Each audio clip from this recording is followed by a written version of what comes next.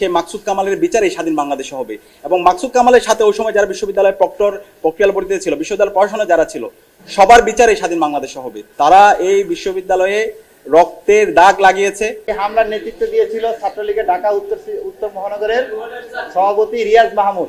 আমরা দেখতে পাই সম্ভবত 7 আগস্ট সৈকত এবং রিয়াজ মাহমুদ একসাথে গ্রেফতার হন, আমরা নিউজও দেখতে পাই। কিন্তু এরপরে আমরা দেখতে পেলাম যে রিয়াজ মাহমুদ এখন লন্ডনে বসে আওয়ামী লীগের এজেন্ডাগুলো বাস্তবায়ন করতেছে। খনি লীগের সেই গণহত্যা চালানো সেই স্লোগানগুলো সে এখনো লন্ডন থেকে দিচ্ছে এবং দেশে অস্থিতিশীল পরিস্থিতি সৃষ্টি করার চেষ্টা পায়। আচ্ছা, এখানে আরেকটা বিষয়, মাকসুদ কামালের ব্যাপারে আমাদের কাছে অনেকগুলো ইনফরমেশন ইতিমধ্যে এসেছে। আমরা জানতে পেরেছি মাকসুদ কামালকে বিভিন্নভাবে শেল্টার দেওয়ার চেষ্টা করা হচ্ছে।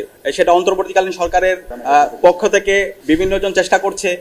বিশ্ববিদ্যালয়ে যে এখন শিক্ষকদের যে সংগঠনগুলো আছে তাদের একটা পক্ষ তাকে বিভিন্নভাবে সেভ এক্সিট দেওয়ার চেষ্টা করছে। কিন্তু আমাদের অবস্থান পরিষ্কার যে মাকসুদ কামাল ঢাকা বিশ্ববিদ্যালয়ে আমাদের ভাই বোনদেরকে মেরে রক্তাক্ত করেছে, বহিরাগত নিয়ে এসে আমাদের ভাই বোনদের উপর হামলা সে করেছে। সে মাকসুদ কামালের বিচার এই স্বাধীন বাংলাদেশে হবে এবং মাকসুদ কামালের সাথে ওই সময় যারা বিশ্ববিদ্যালয়ের প্রক্টর প্রক্রিয়ালবর্তীতে ছিল, বিশ্ববিদ্যালয় পড়াশোনা যারা ছিল, সবার বিচার এই স্বাধীন বাংলাদেশে হবে। তারা এই বিশ্ববিদ্যালয়ে রক্তের দাগ লাগিয়েছে, আমাদের ভাই বোনদেরকে রক্তাক্ত করেছে। আমরা যখন হাসপাতালে যাচ্ছিলাম, সেই হাসপাতালে ইসরায়েলিরা যেভাবে ফিলিস্তিনের উপর হামলা করে, ঠিক একই কায়দা, তার চাইতে বর্বর কায়দায় আমাদের ভাই বোনদের উপর হামলা করেছে। সুতরাং এই মাকসুদ কামাল এবং মাকসুদ কামাল গং যারা ছিল, সবার বিচার এই স্বাধীন বাংলাদেশে হবে এবং সকল এভিডেন্স গুলো আমাদের হাতে আছে।